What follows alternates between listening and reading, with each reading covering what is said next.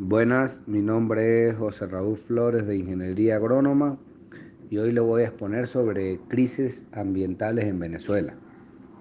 Durante el 2020, los problemas ambientales crónicos de Venezuela no hicieron más que empeorar. Las malas noticias llegaron en forma de olas de aceite oscuro a las costas venezolanas,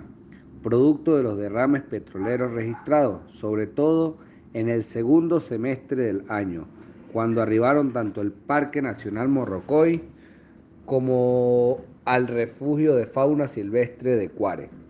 un importante humedal latinoamericano que ya estaba en jaque por construcciones turísticas autorizadas que podrían secarlo. En 2021, biólogos y ambientalistas no piensan quedarse de brazos cruzados ante la amenaza y apunta a medir los daños y apelar a acuerdos internacionales para lograr que el gobierno responda de manera efectiva. Al sur del país, la fiebre del oro también hizo estragos en el Parque Nacional Canaima, el Salto Ángel, la caída de agua más alta del planeta. La cantidad de puntos de extracción del mineral creció 78% en solo 2 años y los científicos confirmaron que la minería ilegal triplicó su área de deforestación al pasar de 400 a 1.200 kilómetros cuadrados. Por eso, la defensa de estos territorios combina tanto acciones urgentes de índole internacional como la planeación de actividades económicas alternativas que eviten que cada día lleguen más mineros a la zona. Acción internacional contra los derrames de petróleo.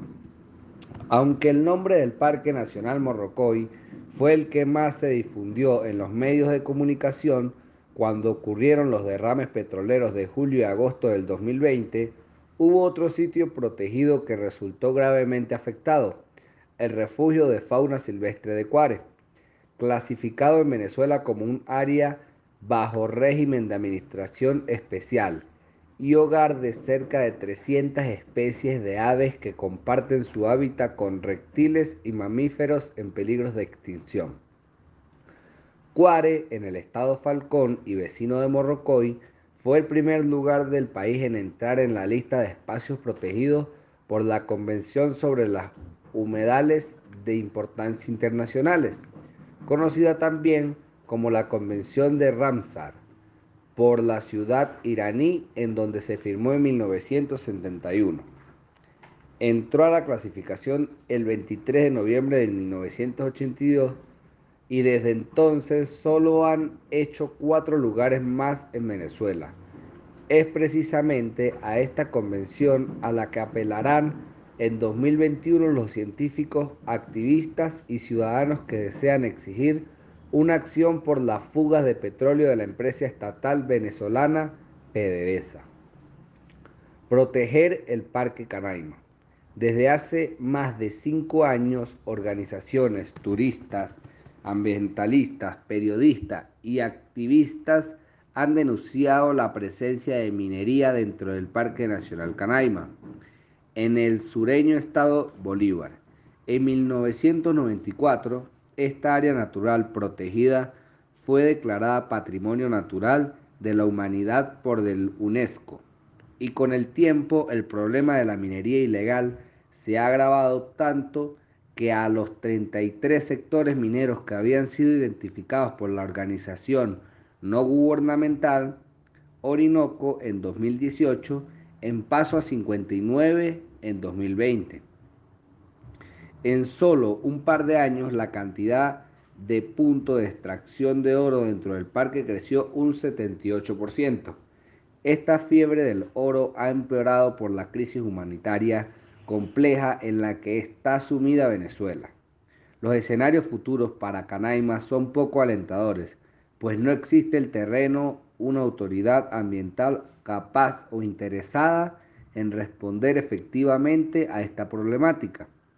No hay voluntad política ni una gobernabilidad que permita hacer frente a las operaciones mineras, por lo que se espera que se incremente la devastación en su interior, generando graves daños a la cultura indígena Pemón. gran parte de cuyo territorio ancestral se encuentra resguardado en el Parque Nacional, escribió SOS Orinoco el año pasado en un comunicado en el que insta a la UNESCO a reconocer que el problema de la actividad extractivista dentro del parque es mucho más grave de lo que se contempla.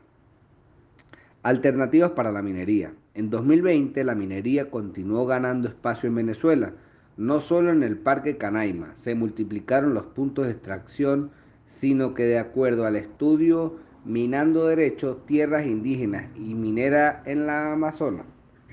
en apenas un año el área de cobertura vegetal afectada por la minería ilegal en la Amazonía venezolana pasó de 400 kilómetros cuadrados a 1.200. A este espacio se suman además los casi 112.000 kilómetros cuadrados que ocupa el arco minero de Orinoco, zona de explotación mineral legal, que desde el año pasado incluyó la explotación de oro en 6 de los ríos más caudalosos de la zona y ha afectado a poblaciones indígenas. En una Venezuela que atraviesa por una emergencia humanitaria que ha expulsado al menos de 5 millones de personas, irse a trabajar en los yacimientos auríferos del sur de la nación a merced de los grupos irregulares armados y las bandas criminales que controlan el acceso a las distintas minas, se ha convertido en una medida desesperada para ganar dinero. Miles de indígenas en medio de la situación se han visto obligados a convertirse en mineros para poder subsistir. Muchos de ellos que vivían del turismo y trabajaban como guías o en restaurantes y posadas, se quedaron sin ningún sustento con la caída abrupta del número de viajeros que antes los visitaban.